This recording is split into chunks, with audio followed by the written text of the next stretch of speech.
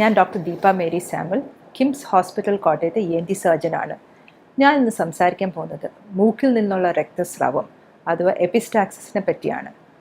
Epistaxis നമുക്ക് ഒട്ടുമിക്ക ആളുകൾക്കും കേട്ട് പരിചയവും ചിലരെങ്കിലും അവരുടെ ജീവിതത്തിൽ ഒരു പ്രാവശ്യമെങ്കിലും അനുഭവിച്ചിരിക്കുന്ന ഒരു കാര്യമാണ്. ഇത് എല്ലാ ഏജ് ഗ്രൂപ്പിലും കാണുകയും കുട്ടികളിലും മുതിർന്നവരിലും തുല്യമായി കാണുന്ന ഒരു കാര്യമാണ്. പലർക്കും അതൊരു എമർജൻസി ആയിട്ട് അവർ ഹോസ്പിറ്റലിൽ എത്തിപ്പെടുന്ന ഒരു കണ്ടീഷനാണ്. അത് ചിലർക്ക് ഹോസ്പിറ്റലിൽ കാഷ്വാലിറ്റി വരികയും ചികിത്സ തേടി വീട്ടിൽ പോകും. എന്നാൽ ചിലരെങ്കിലും 2-3 ദിവസം ഹോസ്പിറ്റലിൽ താമസിച്ച് അതിന് ട്രീറ്റ്മെൻറ്റ് തേടിയിട്ടായിരിക്കും അവർ വീട്ടിലെത്തുക. എന്നാൽ പലർക്കും അവർ വീടുകളിൽ തന്നെ ഇതിന് ചികിത്സ നടത്തുകയും പിന്നീട് ഇത് കാരണം ഒരിക്കലും ഒരു ബുദ്ധിമുട്ട് വരാതെ ഇത് അസുഖം മാറിപ്പോവാറുമുണ്ട്. എപ്പിസ്റ്റാക്സിസ് ആസ് സച്ച് ഒരു അസുഖമല്ല, എന്നാൽ ചില അണ്ടർലൈങ് അസുഖങ്ങളുടെ ഒരു കാരണമാകാൻ സാധ്യതയുണ്ട്. ഇതിനുള്ള കാരണം എന്താണെന്ന് വെച്ചാൽ മൂക്കിലുള്ള രക്തക്കുഴലുകൾ തടിക്കുകയും അവിടുന്ന് രക്തം പൊടിയും അത് കാരണം ഉണ്ടാകുന്ന ചോരയാണ് നമ്മൾ പുറത്ത് കാണുന്നത്. ചില അസുഖങ്ങളിൽ അത് ഭയങ്കര ടൊറൻഷ്യലായിട്ട് ബ്ലീഡ് ചെയ്യും. അങ്ങനെയാണ് നല്ല ബ്ലീഡിങ് പലർക്കും കാണുന്നത്. ഇനി ഇത് മോസ്റ്റ് കോമൺ ആയിട്ട് എവിടെയാണ് കാണുന്നത്? മൂക്കിൻ്റെ പാലം, നമ്മുടെ നടുക്കള്, അതിൻ്റെ ഏറ്റവും ഫ്രണ്ടിലെ 1 to 1.5 സെൻറ്റിമീറ്റർ ആയിട്ടുള്ളൊരു ഏരിയ ഉണ്ട്. ആ ഏരിയ നമുക്ക് ഈസിലി കൈകൊണ്ട് തന്നെ നമ്മൾ ഈ പലർക്കും മൂക്ക് വിരൽ വെച്ച് മൂക്ക് ചൊറിയുന്ന ഒരു സ്വഭാവം, അല്ലെങ്കിൽ തോർത്തിൻ്റെ അറ്റം വെച്ച് മൂക്ക് ചൊറിയുന്ന ഒരു ഹാബിറ്റൊക്കെ ഉണ്ടല്ലോ. അപ്പോൾ ഈസിലി ആക്സെപ്റ്റബിൾ ആയിട്ടുള്ളൊരു ഏരിയ ആണ് ആ ഒരു 1 to 1.5 സെൻറ്റിമീറ്റർ. അതിന് പറയുന്ന പേരാണ് ലിറ്റിൽസ് ഏരിയ. ആ ഒരു ഏരിയയിൽ ഉണ്ടാവുന്ന ഒരു ഇഞ്ചുറി, അതാണ് most common site of bleeding. മൂക്കിൽ നിന്നുള്ള രക്തസ്രാവത്തെ നമുക്ക് രണ്ടായിട്ട് തിരിക്കാം: ആൻറ്റീരിയർ എപ്പിസ്റ്റാക്സിസും പോസ്റ്റീരിയർ എപ്പിസ്റ്റാക്സിസും. ആൻറ്റീരിയർ എപ്പിസ്റ്റാക്സിസ് എന്ന് പറയുന്നത് നമ്മൾ മുമ്പേ പറഞ്ഞ പോലെ ലിറ്റിൽസ് ഏരിയ, ആ പാലത്തിൻ്റെ ഫ്രണ്ടിലുള്ള ആ 1 to 1.5 സെൻറ്റിമീറ്റർ. അത് നമുക്ക് മോസ്റ്റ് കോമൺലി കുട്ടികളിലാണ് കാണുന്നത്. നമ്മൾ വിരലിടുകയോ തോർത്തിൻ്റെ അറ്റം ഇടുകയോ അല്ലെങ്കിൽ കുട്ടികൾ ഓരോ ടോയ്സിൻ്റെ പാർട്സ് ഇടുകയോ അങ്ങനെയൊക്കെ കാരണം ഉണ്ടാകുന്ന ഇഞ്ചുറി കാരണം ഉണ്ടാകുന്ന ബ്ലീഡിങ്ങിൻ്റെ ഏരിയ ആണ് ഈ ലിറ്റിൽസ് ഏരിയ. എന്നാൽ പോസ്റ്റീരിയർ എപ്പിസ്റ്റാക്സിസ് എന്ന് പറയുന്നത് നമ്മുടെ മൂക്കിൻ്റെ 2 സൈഡിൻ്റെ ബാക്കിൽ ബോൺസ് ഉണ്ട്. ആ ബോൺസിൻ്റെയും പുറകിലായിട്ടുള്ള ഏരിയയിൽ നല്ല വലിയ രക്തക്കുഴലുകൾ വരികയും ആ രക്തക്കുഴലിൽ എവിടെയെങ്കിലും ഒന്ന് ബ്ലീഡിങ് വന്നു കഴിഞ്ഞാൽ നല്ല ടൊറൻഷ്യലായിട്ട് പ്രൊഫ്യൂസായിട്ടുള്ള ബ്ലീഡിങ് ഉണ്ടാവുകയും ആ ബ്ലീഡിങ് നമ്മുടെ വായിലേക്കും കുറേ ബ്ലീഡ് ചെയ്യുമ്പോൾ നമ്മളുടെ വയറ്റിലേക്ക് പോവുകയും പലരും ആ രക്തം പിന്നീട് ഛർദ്ദിക്കുകയും ചെയ്യും, ഒരു കോഫി കളർ ബ്ലീഡിങ്. അപ്പം അതിനെ നമ്മൾ പറയുന്നതാണ് പോസ്റ്റീരിയർ എപ്പിസ്റ്റാക്സിസ്. ആൻറ്റീരിയർ എപ്പിസ്റ്റാക്സിസ് എന്ന് പറയുമ്പോൾ അതൊരു സിമ്പിളായിട്ടുള്ളൊരു കാര്യമാണ്. നമുക്ക് ചിലപ്പോൾ വീടുകളിൽ തന്നെ പലർക്കും അത് ട്രീറ്റ് ചെയ്തെടുക്കാം. ചിലർ ഹോസ്പിറ്റലിൽ എത്തിപ്പെടുകയും ഹോസ്പിറ്റൽ ട്രീറ്റ്മെൻറ്റ് എടുത്ത് അപ്പം തന്നെ വീടുകളിൽ പോകും. എന്നാൽ പോസ്റ്റീരിയർ എപ്പിസ്റ്റാക്സിസ് അതൊരു എമർജൻസിയാണ്. ഹോസ്പിറ്റലിൽ എത്തി അതിന് ട്രീറ്റ്മെൻറ്റ് നേടിയാലേ അത് നമുക്ക് കംപ്ലീറ്റ് ആയിട്ട് റിസോൾവ് ചെയ്തെടുക്കാൻ പറ്റുള്ളൂ. ഇനി എന്താണ് ഈ എപ്പിസ്റ്റാക്സിസ് ഉള്ള കാരണങ്ങൾ നമുക്ക് നോക്കാം. ആദ്യം തന്നെ കൺജനിറ്റൽ, അല്ലെങ്കിൽ ജന്മന ഉള്ള കാരണങ്ങൾ. ഈ ജനിക്കുമ്പോൾ തന്നെ ചില കുട്ടികളിലാണെങ്കിൽ രക്തക്കൊഴലുകൾ തടിച്ചിരിക്കുന്ന അസുഖം, ടീലൻജക്ടേസിയസ് എന്ന് പറയും. അത് ചില അസുഖങ്ങളാണ്. ഒരു കണ്ടീഷൻ ഓസ്ലർ വെബർ രണ്ടോ എന്ന് പറഞ്ഞ കണ്ടീഷനിലൊക്കെ അവർക്ക് ആ രക്തക്കൊഴലുകളിൽ തടിച്ചിരിക്കും. അത് കാരണം റിപ്പീറ്റഡായിട്ട് ബ്ലീഡിങ് അവർക്ക് കാണാറുണ്ട്. അല്ലെങ്കിൽ ചില ട്യൂമേഴ്സ്, ജന്മന ഉണ്ടാകുന്ന ഈ രക്തക്കൊഴലുകളിൽ ഉണ്ടാകുന്ന ട്യൂമേഴ്സ് ഉണ്ട്, അത് കാരണം ബ്ലീഡിങ് ഉണ്ടാകും. പിന്നെ രണ്ടാമത്തെ കാരണം എന്ന് പറയുന്നതാണ് ട്രോമ എന്ന് പറഞ്ഞാൽ ഇഞ്ചുറി. നമുക്കറിയാം മോസ്റ്റ് കോമൺ ആയിട്ട് ഉണ്ടാകുന്ന കാരണമാണ്. അത് കൂടുതലും കുട്ടികളിലാണ്. അവർ ഈ വിരലിടുകയോ ടോയ്സിൻ്റെയോ അല്ലെങ്കിൽ എന്തെങ്കിലും നമ്മുടെ ഈ വെജിറ്റബിളിലെ കടലയോ പയറോ അതൊക്കെ ഇടുക, അല്ലെങ്കിൽ ഈ മുരിങ്ങക്കോല് വെച്ചൊക്കെ മൂക്കിനകത്ത് വെക്കുക. ഇപ്പോൾ പല പിള്ളേരും ബാറ്ററിയുടെ സെല്ല് മൂക്കിനകത്ത് ഇടുക. ഇതൊക്കെ നമ്മൾ കോമൺ ആയിട്ട് കാണുന്ന കാരണങ്ങളാണ്. അപ്പം ഇതൊക്കെ നമ്മുടെ OPയിൽ വരികയും നമ്മൾ അതെടുത്തു കൊടുക്കുകയും ചെയ്യാറുണ്ട്. മൂന്നാമത്തെ നമ്മൾ പറയുന്ന കാരണം എന്ന് പറഞ്ഞു കഴിഞ്ഞാൽ ഈ പ്രഷർ ചേഞ്ചസ്. നമ്മൾ ഈ ഹൈറ്റിൽ കയറി പോവുകയോ ഈ മൗണ്ടൻ ക്ലൈംബിങ് അങ്ങനത്തെ ഹൈറ്റിൽ കയറി, അല്ലെങ്കിൽ അതുപോലെ തന്നെ ഈ താഴെ സീ ഡെപ്സിലേക്ക് പോവുകയോ, അപ്പം അങ്ങനെയുള്ള അസുഖങ്ങളിലൊക്കെ കണ്ടീഷൻസിലൊക്കെ ഈ രക്തസ്രാവം ഉണ്ടാവാറുണ്ട്. കേസസ് ഡിസീസ് ഒക്കെ പറയും. അപ്പം അത് അങ്ങനെ പോകുന്നവരിൽ ഇത് കാണാറുണ്ട്. നാലാമത് കാലാവസ്ഥയുടെ വ്യത്യാസങ്ങൾ. ചൂടുള്ള ക്ലൈമറ്റിൽ മൂക്കിൽ നിന്ന് ബ്ലീഡ് ചെയ്യാനുള്ള സാധ്യതകൾ കൂടുതലാണ്. അപ്പം ഈ ഗൾഫ് കൺട്രീസിലൊക്കെ ആക്ച്വലി ബ്ലീഡിങ്ങിന് നമ്മൾ ഇൻസിഡൻസ് കൂടുതലാണ് നമ്മുടെ നാട് വെച്ച് നോക്കുമ്പം. പിന്നെ ഇതൊന്നും അല്ലാതെ അടുത്ത കാരണം എന്ന് പറയുന്നത് ഇൻഫെക്ഷൻസ്. അതിനെ നമുക്ക് പല ആയിട്ട് തിരിക്കാം. ഒന്ന് ബാക്ടീരിയൽ ഇൻഫെക്ഷൻസ്, സൈനസൈറ്റിസ് എന്ന് വെച്ച് കഴിഞ്ഞാൽ നമ്മുടെ സൈനസിനകത്ത് ഇൻഫ്ലക്ഷൻ കാരണം അവിടെ ഓൾറെഡി ഒരു ഇൻഫെക്ഷൻ കാരണം അവിടെ എല്ലാം മ്യൂക്കോസ് എല്ലാം ഇൻഫ്ലെയിംഡ് ആയിരിക്കും. അത് കൂടാതെ നമ്മൾ വീണ്ടും മൂക്ക് ശക്തമായിട്ട് ചീറ്റുമ്പം ആ രക്തക്കൊഴലുകൾ പൊട്ടുകയും അതിന് ചോര വരികയും ചെയ്യും. പിന്നെ അതല്ലാതെ നമ്മുടെ ഡിഫ്തീരിയ, ട്യൂബർക്ലോസിസ് പറഞ്ഞ അസുഖങ്ങൾ അതൊക്കെ ഇപ്പം കുറച്ചുകൂടി കുറവാണ്, കാരണം എക്സ്റ്റെൻസീവ് ഇമ്മ്യൂണൈസേഷൻ കാരണം അത്രയും പണ്ടത്തെ വെച്ച് നോക്കുമ്പോൾ കാണാറില്ല. എന്നാലും ഇതൊക്കെ പണ്ട് ഉണ്ടായിരുന്ന കാരണങ്ങളാണ് ബ്ലീഡിങ്ങിനുള്ളത്. പിന്നെ അടുത്ത കാരണം എന്ന് പറയുന്നത് റൈനോസ്പൊറിഡിയോസിസ്. റൈനോസ്പൊറിഡിയോസിസ് പറഞ്ഞാൽ മൂക്കിനകത്ത് ഒരു പാരസൈറ്റിക് ഇൻഫെക്ഷനാണ്. ഈ ഓർഗാനിസം ആണെങ്കിൽ കുട്ടികളാണെങ്കിൽ കുളത്തിൽ അഴുക്കുള്ള വെള്ളമുള്ള കുളങ്ങളിൽ പോയി കുളിക്കുകയും ആ വഴി മൂക്കിനകത്തേക്ക് ഓർഗാനിസം കയറുക, റൈനോസ്പൊറിഡിയം സീബറി എന്ന് പറഞ്ഞ ഓർഗാനിസം കയറുകയും അത് കാരണം ഉണ്ടാകുന്ന ഇൻഫെക്ഷൻ അത് ദശ ഉണ്ടാകുകയും അതിനകത്തുനിന്ന് ഇങ്ങനെ രക്തം പൊടിഞ്ഞുകൊണ്ടേയിരിക്കും. ചില ഏരിയകളിൽ ഇത് ഭയങ്കര കോമൺ ആണ്. നമ്മുടെ കേരളത്തിൽ ആക്ച്വലി അങ്ങനത്തെ ഏരിയകൾ കുറവാണ്, പക്ഷെ തമിഴ്നാടും ആ റിലേറ്റഡ് ഏരിയാസിലൊക്കെ അത് കുറച്ചുകൂടി കോമൺ ആയിട്ട് കാണാറുണ്ട്. നാലാമത്തെ കാരണം എന്ന് പറയുന്നത് നിയോപ്ലാസ്റ്റിക് എന്ന് വെച്ച് കഴിഞ്ഞാൽ ട്യൂമേഴ്സ്. അത് ക്യാൻസർ ആയ കട്ടികളാവും, ക്യാൻസർ ഇല്ലാത്ത കട്ടികളാവും. ക്യാൻസർ അല്ലാത്ത കട്ടികൾ എന്ന് പറയുന്നത് ഈ അഡോളസെന്റ് ബോയ്സിൽ കോമൺ ആയിട്ട് കാണുന്ന ഒരു ട്യൂമറാണ്, ജുവനൈൽ നേസോഫെറിഞ്ചൽ ആൻജിയോഫൈബ്രോമ എന്ന് പറയും. അത് ആ പ്രായത്തിൽ ഒരു അഡോൾസെന്റ് ഏജ് ഗ്രൂപ്പിൽ കാണുന്നതാണ്. അവർക്ക് മൂക്കിൻ്റെ ബാക്കിൽ നേസോഫാരിങ്സ് എന്ന് പറഞ്ഞ ഏരിയ ഉണ്ട്, ആ ഏരിയയിൽ വരുന്ന ട്യൂമറാണ്. അതിനകത്ത് മോസ്റ്റ് കോമൺ പ്രസൻറ്റിങ് കംപ്ലയിൻ്റ് എന്ന് പറയുന്നത് തന്നെ ഈ മൂക്കിൽ നിന്നുള്ള രക്തസ്രാവമാണ്. പിന്നെ അതല്ലാതെ ക്യാൻസറായ കട്ടികൾ, മൂക്കിൽ നിന്ന് എന്ത് ക്യാൻസർ കട്ടികളുണ്ടായാലും ഈ മൂക്കിനകത്തും അല്ലെങ്കിൽ സൈനസിനകത്തും ഉണ്ടാകുന്ന ഏത് ക്യാൻസർ കട്ടികളിലും ഈ മൂക്കിൽ നിന്നുള്ള രക്തസ്രാവം കോമൺ സിംറ്റമാണ്. വേറെ ഒരു മേജർ കാരണം എന്ന് പറയുന്നത് മൂക്കിൻ്റെ പാലത്തിൻ്റെ വളവാണ്.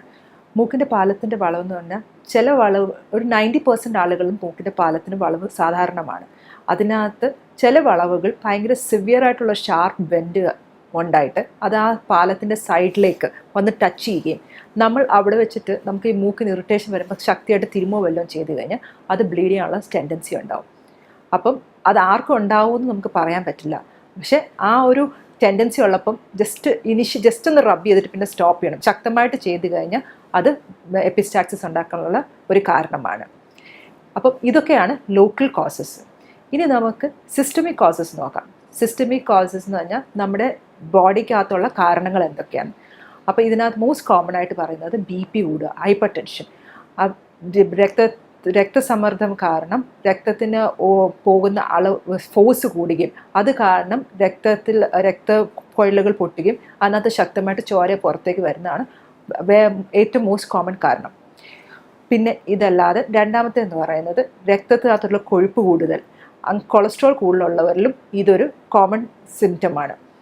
പിന്നെ ഇതല്ലാതെ ഹാർട്ടിലുള്ള മൈട്രൽ സ്റ്റീനോസിസ്, അല്ലെങ്കിൽ ലിവറിനകത്ത് ലിവർ സിറോസിസ്, അല്ലെങ്കിൽ കിഡ്നിക്കകത്ത് നെഫ്രൈറ്റിസ്, ഇങ്ങനെയൊക്കെ കണ്ടീഷൻസിലും ഈ എപ്പിസ്റ്റാക്സിസ് കോമൺ ആണ്. പിന്നെ ഇതല്ലാതെ നമ്മുടെ വൈറ്റമിൻ ക്ലോട്ടിംഗ് ഫാക്ടേഴ്സായ രക്തം ക്ലോട്ട് ചെയ്യാനുള്ള ഫാക്ടേഴ്സ് നമ്മുടെ ബോഡിക്കകത്തുണ്ട്, അതിൻ്റെയൊക്കെ ഡെഫിഷ്യൻസി എന്തെങ്കിലും ഉണ്ടെങ്കിൽ അങ്ങനെയുള്ളവരിലും വൈറ്റമിൻ K അല്ലെങ്കിൽ ക്ലോട്ടിംഗ് ഫാക്ടേഴ്സ് ഡെഫിഷ്യൻസി അങ്ങനെയുള്ളവരിലും ഈ എപ്പിസ്റ്റാക്സിസ് കാണാറുണ്ട്. പിന്നെ നെക്സ്റ്റ് കാരണം എന്ന് പറയുന്നത് നമുക്ക് ഡ്രഗ്സ് ആണ്. നമ്മുടെ ഈ രക്തം ക്ലോട്ട് ചെയ്യാതിരിക്കത്തക്ക രീതിയിലുള്ള ഡ്രഗ്സ് കഴിക്കുന്നവർ, ഹെപ്പാരിൻ, വാർഫാരിൻ അങ്ങനത്തെ ഡ്രഗ്സ് കഴിക്കുന്നവരിൽ ഈ ബ്ലീഡിങ് ഉണ്ടാവാൻ സാധ്യതയുണ്ട്. എല്ലാവരിലും ഉണ്ടാവണം എന്നല്ല, എന്നാൽ അങ്ങനെ എടുക്കുന്നവർ ചിലർക്ക് ഉണ്ടാവാൻ ടെൻഡൻസി ഉണ്ട്.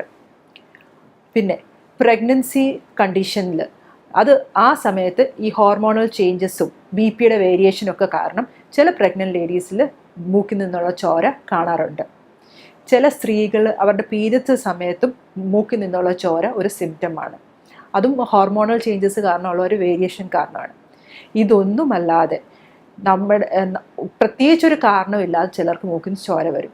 പക്ഷെ ഇത് ബാക്കി എല്ലാ കോസസും റൂൾ ഔട്ട് ചെയ്തിട്ട് മാത്രമേ നമുക്ക് ഇഡിയോപ്പതിക് അല്ലെങ്കിൽ കാരണമൊന്നും ഇല്ലാതെ ബ്ലീഡ് ചെയ്തെന്ന് പറയാൻ പറ്റുള്ളൂ.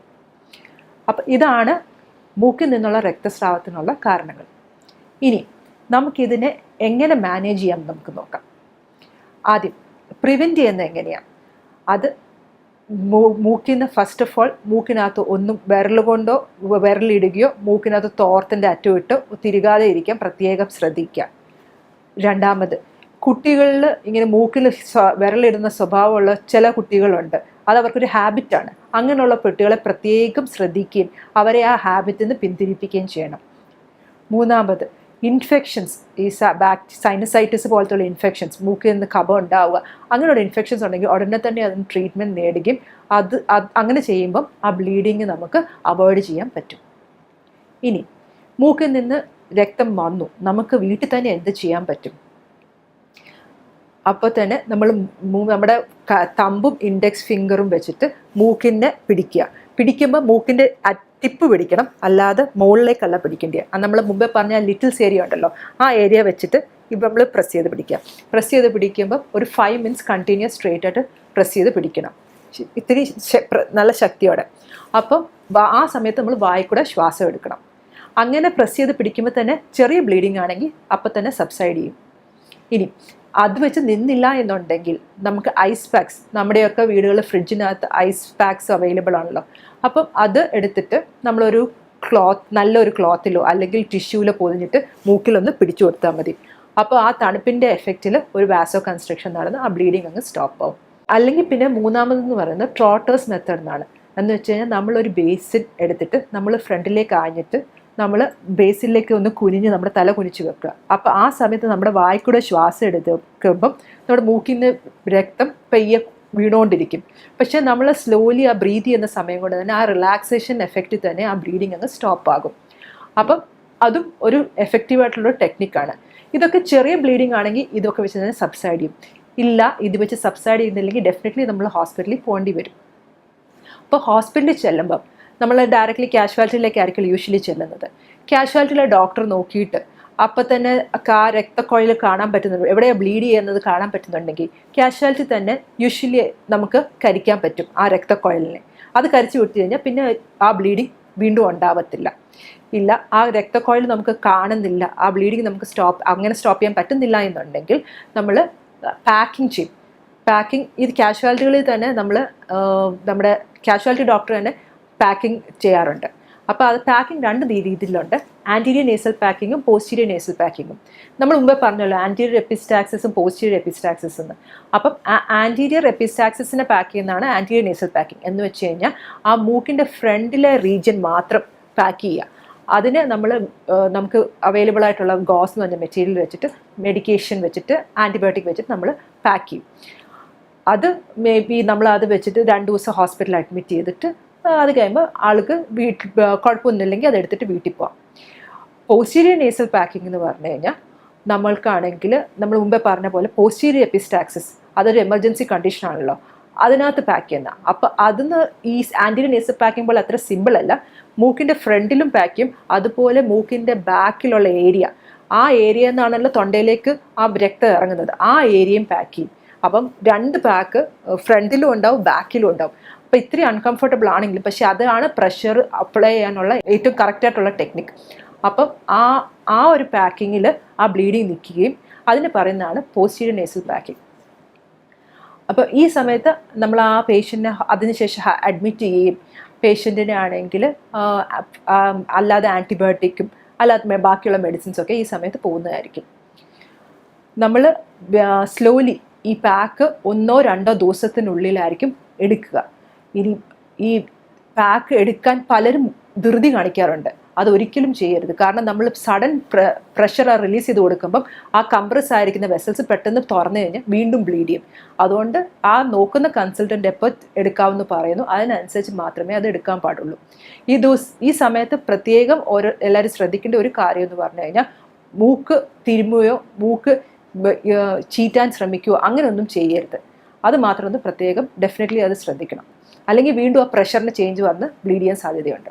നമ്മൾ ഹോസ്പിറ്റലിൽ ഈ സമയത്ത് അഡ്മിറ്റ് ആയിരിക്കുന്ന സമയത്ത് തന്നെ ബാക്കി ഇൻവെസ്റ്റിഗേഷൻസ് എല്ലാം ചെയ്യാറുണ്ട്.